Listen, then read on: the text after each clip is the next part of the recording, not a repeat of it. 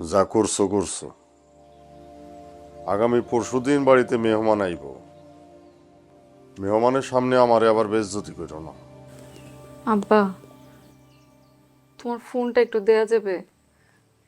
একটা কল করব। ছেলে আমি আগেই দেখেছি। ছেলে খুবই ভদ্র, ভালো, শিক্ষিত, বংশীয় ঘরের ছেলে। ওই বাড়িতে গেলে তুমি সুখেই থাকবা। ভাইয়া, তোর ফোনটা একটু দে না, একটা কল করব।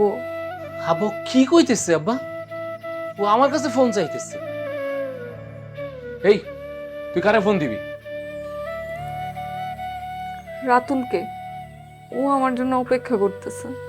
ছেলেটা ঢাকার থেকে আসছে। আমি জানি ও আমার সাথে দেখা না করে যাবে না। আব্বা ও কত বড় বেয়াদব! আপনি ওর সামনে বসাও, ও আপনার সামনে আমার কাছে ফোন চাইতেছে। কি বানাইছো এটা?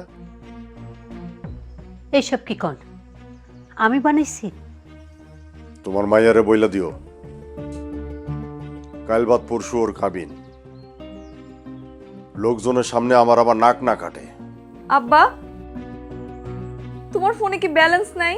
বেয়াদ্দব মাইয়া একটা।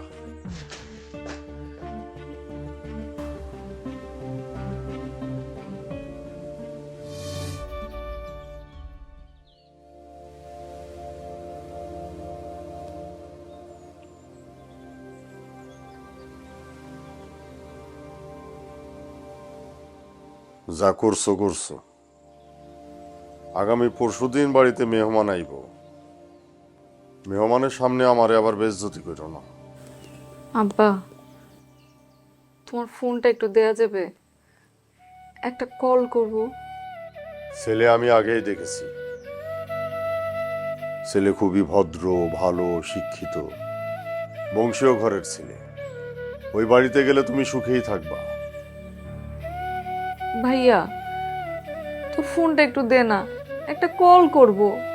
আব্বা ও কি কইতেছে আব্বা? ও আমার কাছে ফোন চাইতেছে। এই, তুই কারে ফোন দিবি? রাতুলকে। ও আমার জন্য অপেক্ষা করতেছে। ছেলেটা ঢাকার থেকে আসছে। আমি জানি ও আমার সাথে দেখা না করে যাবে না। আব্বা ও কত বড় বেয়াদব! আপনি ওর সামনে বসাও, ও আপনার সামনে আমার কাছে ফোন চাইতেছে। কি বানাইছো এটা? এইসব কি কন? আমি বানাইছি? তোমার মাইয়ারে বইলা দিও, কাল বাদ পরশু ওর কাবিন। লোকজনের সামনে আমার আবার নাক না কাটে। আব্বা, তোমার ফোনে কি ব্যালেন্স নাই?